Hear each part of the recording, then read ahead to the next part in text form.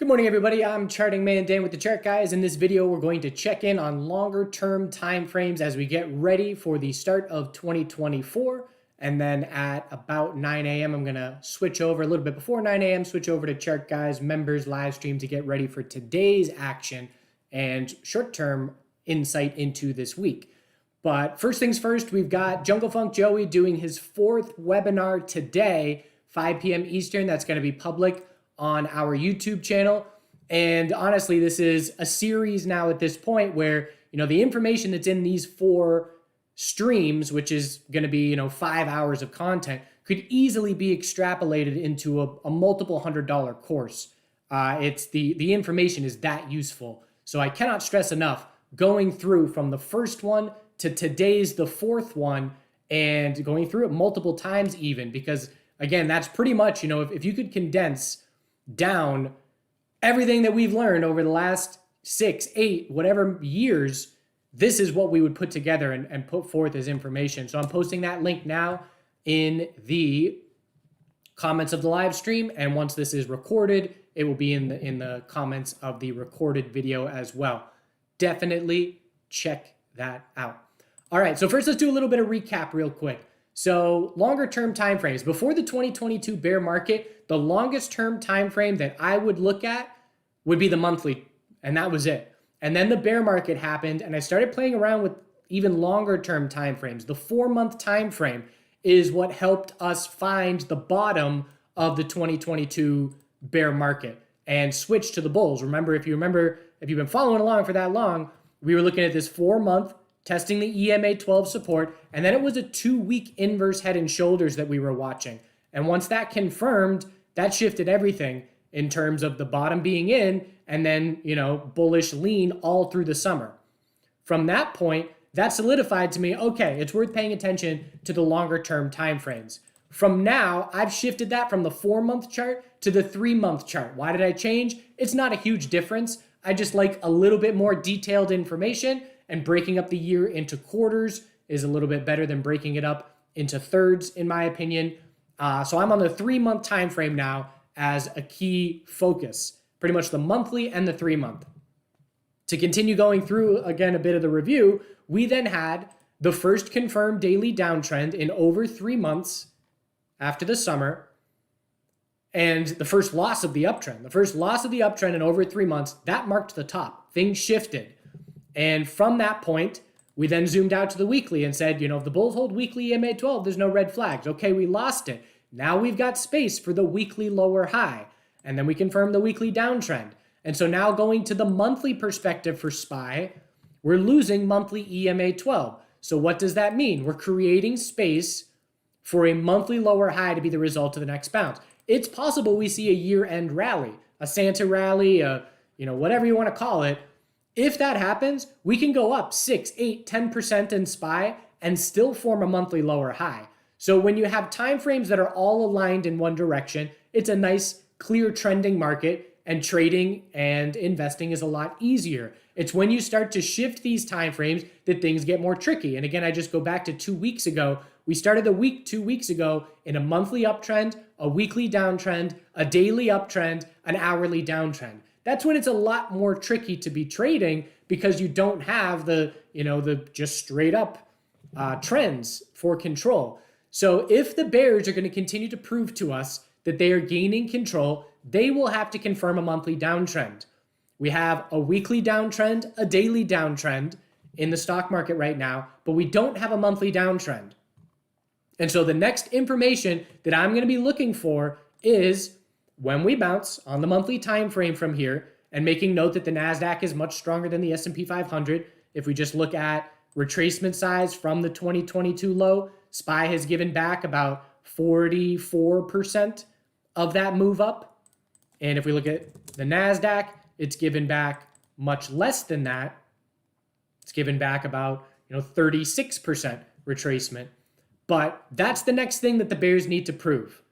Once we bounce, whenever that is, can the bears confirm the monthly downtrend? I'm more confident in a monthly lower high being the result of the next bounce in SPY than I am in the Nasdaq because there's more space for it. But if we get, and again, this goes back to the 3-month time frame. So we have 3-month tightening ranges forming. and we were talking about this for a while, I see the possible scenario where we could see 3-month equilibriums form through most of 2024 and just have a tightening range, and then have the break of this tightening range give us a ton of information for 2025 and beyond.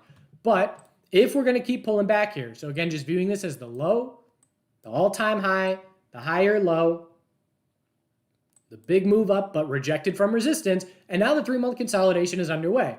And so again, we know if you want to see this equilibrium keep forming up, bears want to see over 50% retracement.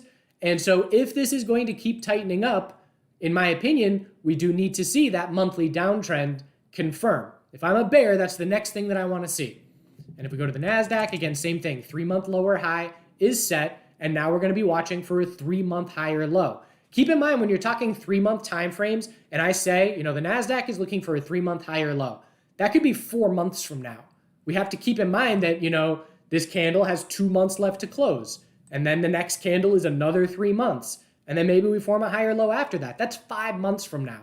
So that's why I say it's possible that we see a long-term tightening range through 2024 if these just continue tightening up in a good old-fashioned equilibrium. And the reason we're looking for an equilibrium is because whenever you see significant volatility in both directions, bull breakout, post-CVID dump through 2021, euphoria, big bear pullback 2022, that's volatility in both directions. We scout the tightening range. And so there's a way that we can distinguish individual names and sectors based on what their 3-month timeframes look like. We can group them into the weaker, the middle of the road equilibriums, and the stronger. And so just a couple examples of that, of how I'm breaking things down is, let's just go, the standard equilibrium right now forming, you got SPY, but keep in mind that SPY got real close to the all-time high. Whereas if you look at something like BA, this is a 3-month equilibrium as well, but nowhere near the high. So it looks a little bit different. All-time high, CVID dump low, lower high, higher low, lower high. This pattern has been essentially almost 4 years in the making. And by the time it breaks, it could be 5 years in the making. And again, just watch for that break, because something that tightens up this long term, when the break takes place, we can anticipate a good bit of follow through, potentially a year plus of follow through in the direction that the break takes place. Obviously with, weekly higher lows and lower highs mixed in and things like that. But again, this is just a beautiful long-term tightening range. So this would be what I would call, clear equilibrium, but clearly a weaker tightening range than SPY or QQQ. And then you have the weakest of the weak, and that is things like XBI. XBI is close to confirming a 3-month downtrend. And there's not many instances, I look at XBI, when's the last time we had a 3-month downtrend? And, maybe you could make an argument there one time in its 16-year history, 17-year history. And so there's not many things that have many examples of these kinds of long-term downtrends. And so if XBI breaks 61.78, that's a 3-month bear flag confirming, and you got IWM. Same deal. If we confirm this 3-month downtrend, it's a significant shift, and bears will then have the trends in their favor on the 3-month, the monthly, the weekly, the daily, and they'll have full confidence. And we know that if we're going to change trends back to the bulls from bears having control on all those time frames, it's going to take a very long time for all of that to progress. So the weaker names, I've got, again, IWM, XBI, ARKK is a potential 3-month bear flag heading back down towards the recent lows. We know ARKK has been absolutely crushed from the euphoria top. I'll look at crypto and metals and the dollar and things like that in just a moment. But other weak names, Jets, the airliners, they're a nice 3-month equilibrium, but they're testing support right now. We're on the verge of the bear break. And so the airliners are close to only having the CVID lows, the all-time lows, as the support level from here. So here's an example of an equilibrium that's been forming for 3 years that is on the verge of breaking bear. So those are the bear equilibriums. There's a ton of just straight up tightening ranges. I shouldn't say bear equilibriums, actually, but bearish setups. There's a ton of just straight up tightening ranges like Tesla, 3-month time frame. And how this helped us is, we always kept in the back of our mind through the bull rally all summer, we're just looking for a 3-month lower high as the most likely scenario. It has now been set. I'm going to scout a Tesla 3-month high or low at some point. And again, I know, for many people watching, a lot of people on YouTube and social media, they want me to say Tesla's going to go down to 140 and rally from there, and that's going to be the 3-month high or low. And I don't pretend to know where a 3-month high or low would form, which is why I'm observing it and every single day getting more information. And so I react rather than predict. I'm not going to predict where Tesla's 3-month high or low is going to form because I don't have any confidence that I'm going to nail that prediction. I'm going to react when I see that it is shaping up. And so I'm scouting a Tesla 3-month high or low into 2024, somewhere above 101.81. And then you got all these other names like Amazon. Amazon tightening 3-month range. How does the monthly come into factor here with the 3-month? Well, Amazon, let's use Amazon as an example. So Amazon's monthly time frame, there are no red flags right now, just in the sense that we rallied all summer and we're pulling back and there's a lot of space for a monthly high or low. If we're going to have confidence that a 3-month lower high, which is officially set, is going to pull back in any meaningful way, we have to see this monthly chart weaken. Whether that means another leg down, whether that means confirming a monthly downtrend, because if the bulls just set a monthly high or low on Amazon, then they're going to be right back up at this high, and that 3-month lower high won't really have much meaning.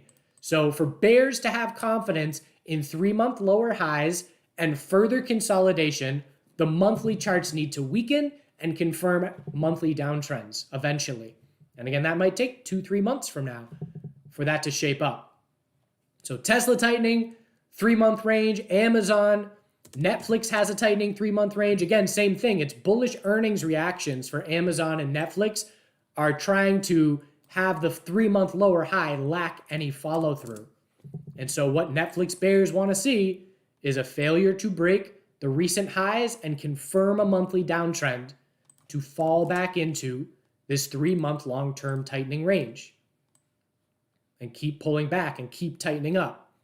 Other names that have this 3-month equilibrium still forming. Well, actually, now the question I have is Meta and Google, who had bearish earnings reactions, are they shaping up this 3-month lower high for a pullback? They look the same, both Google and Meta. Google's a bit weaker right now. Is this the 3-month lower high forming and then we pull back and look for the higher low? Considering other names have already done it, including SPY and QQQ, bears are definitely watching for these to be laggard bears. These names, Google and Meta, held on better. They hit 52-week highs just a few weeks ago, maybe a month ago. And so if the bears are for real, we want to see laggard bear action where the stronger Nasdaq names roll over and join in, setting this 3-month longer term lower high for the tightening range. Let's just say, back to SPY, let's just say that this does indeed shape up and we get a 3-month lower high, well, we already did, and we pull back and then we set a higher low at some point, Q1, Q2, 2024, and then we see a move up. The direction that this equilibrium breaks, I cannot stress enough how important this is going to be for the outlook for a significant period of time. Because again, when's the last time SPY has confirmed a 3-month downtrend? Even 2008, we didn't. That was just a straight drop. I mean, even the tech bubble. I mean, that's a 3-month stair step drop. There's no clear lower high and lower low. So it would be, we would be able to say this is the first time in at least 25 years that, we've had that clear a bear break. If you're bearish longer term in the markets, taking out the 2022 low would be a huge win and something that I've never seen in my lifetime in terms of the magnitude of that win for the bears. Now, of course, the bulls hope we just tighten up and, find a balance between supply and demand and then break bull to new all-time highs and the markets continue their strength. So keep a close eye on these 3-month equilibriums. And again, they require a significant amount of patience. We're going to keep checking in on these names, once a month and once a month checking in on these 3-month timeframes and watching to see how they're going to shape up from here. Because again, I cannot stress enough how huge it's going to be to give us insight into the second half of this decade, essentially. So other things to be checking in on: the dollar. So again, on this pullback, we knew the dollar 3-month higher low was the most likely scenario. How did we know that? I just looked at SPY and said, oh yeah, we did this with SPY already. We pulled back, we set the long-term higher low off EMA 12. And so now what am I watching for on the dollar as the most likely scenario? A 3-month lower high. And so if, let's just imagine, I always play these thought process games where, okay, if the dollar sets an eventual 3-month lower high, knowing that it could be this month or it could be 3 months from now, if that happens, that could align with SPY and QQQ, forming its 3-month higher low. It could align with gold or metal miners, GDX, forming a 3-month higher low for its tightening range. It could align with silver, forming a 3-month higher low in its tightening range. So I'm watching for, and as I've been talking about, gold is less than 4% from all-time highs, and the dollar is really strong. If the dollar sets that 3-month lower high, gold's going to see a blue sky breakout, and the miners and and silver are going to form 3-month higher lows and try and break this tightening long-term equilibrium. Again, just look at silver. For 2 entire years now, we got a high, low, lower high, scouting the higher low. How this range breaks, when it does break, is going to be significant. So the metal bulls are hoping that the metal bulls, metal and miner bulls, are hoping that the dollar sets a 3-month lower high sooner rather than later. 10-year, no real info there. Then you have, okay, so we talked about the weaker 3-month time frames and the clear equilibrium 3-month time frames. Then you got the stronger ones. So who's the stronger ones? NVDA. So NVDA, technically 3-month consolidation has started. A higher low is the most likely scenario. And even just the monthly chart, there are 0 red flags at this point in time on the semiconductor monthly charts because of the strength. We just went up 400, almost 500%. And so I would need to see, if NVDA is going to give me long-term red flags, I need to see another 15% to the downside to even start considering it, because then we would create the space for a monthly lower high for the bears to try and confirm a monthly downtrend. But even SMH, the ETF here, you go to the retracement size, considering we went up 100% over the summer, and we're looking for a monthly higher low. And so again, if the bears are going to prove things to us, we've got to confirm a monthly downtrend on the strongest names. Other strongest names, Microsoft, hit the higher high. So if Microsoft confirms a monthly downtrend, that to me is going to increase the probabilities that a lot of other names do as well. So I'm watching Microsoft closely, and from a swing trade, I entered a swing trade down here, and I still have it, but I'm walking up my stop, because if we confirm this monthly downtrend, I don't want to be in that swing trade anymore. I want to be back to cash and reassess the situation. So keep an eye on Microsoft monthly time frame as a potential bellwether for other monthly charts in the Nasdaq. Apple's another one that headed to the higher high. But again, look at the retracement on Apple. It's getting a little bit more significant. So Apple has retraced about 44% of the summer move. And so again, that opens the door for a possibility that next time we bounce, the bears may confirm that monthly downtrend. So what I would say is, we'll look at Bitcoin in just a moment.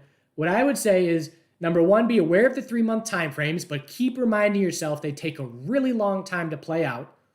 And then number two, focus on the monthly charts to see how they're interacting or shaping up different things on the 3-month time frame. And then of course we watch the weekly charts to help us with the monthly. We're not going to see any meaningful monthly bounce if we keep seeing weekly lower highs on every bounce. So if you want to zoom in even further, we know the bears have full control in the S&P 500 and the Nasdaq as long as every time we bounce, it's a weekly lower high. So how I'm approaching into the end of the year, weekly downtrend guide, scouting a monthly higher low in many places, and we'll have to see, a weekly trend change shape up to have confidence in that monthly higher low, and then we'll move on to the 3-month time frame from there. And it definitely seems like a lot to be watching, but you're just constantly cycling through these time frames, and once you know the relationship of how one interacts with the other, you then become a lot more, clear and confident and patient. So Bitcoin, 3-month time frame, it still has its bounce underway. So it was a stair-step drop, just lower high each of these few candles. Now it's a higher low each of these few candles. And so what's the most likely scenario? For me, it's a lower high. Absolutely. The bounce retracement at this point is just trying to negate a bear flag. I need to see this bounce retracement, 35,000 plus to then create the space for a 3-month equilibrium. And I know everybody's going to say, but the ETF, but the halving. Yes, I'm aware of those things. Bulls hope that gets us 50,000 plus. But again, it really makes me uncomfortable how many people in crypto are taking all-time highs in 2024 as a given. I really dislike that. It makes me think it's less likely to happen. I did do a poll, and half of you said tightening range and half of you said all-time highs. That made me feel a little bit better. I thought there would be more all-time highs out there. But again, I'm very open to all-time highs. I'm definitely going to be open to it, but I'm not going to be surprised at all, and I'm not going to lose money if we set a longer-term lower high and tighten up into 2025. Maybe the ETF and halving pop or bull move gets us, 45, 50, 55, even 60. I mean, if we did the same thing as SPY in the Nasdaq, Bitcoin would get up to 60,000 and set a lower high and tighten up. And so I am leaving that possibility open. And I cannot stress enough to all of you, have a game plan for both scenarios. Because as far as I'm concerned, that lower high is more likely than an all-time high right now. And maybe with new information, things will shift. I'll change my tune. But with the information that I have now, I'm scouting a lower high and a tightening range in Bitcoin into long term. Again, I'm just looking for it to do this exact same thing, but on a longer drawn out time frame. And this bounce retracement right here would get us to in the 50s. And then if we pulled back a little bit, it would be the exact same thing, just a wider scale and longer and drawn out. Thanks for the tip, Chris. A tip with a caveat, I see. XDC, last one here, and then I got to wrap it up and hop on over to the other live stream real quick. So again, same thing as Bitcoin. I would scout a 3-month lower high as the most likely scenario. We've got a big upper wick, a big enough upper wick that I'd keep an eye out for a monthly lower high.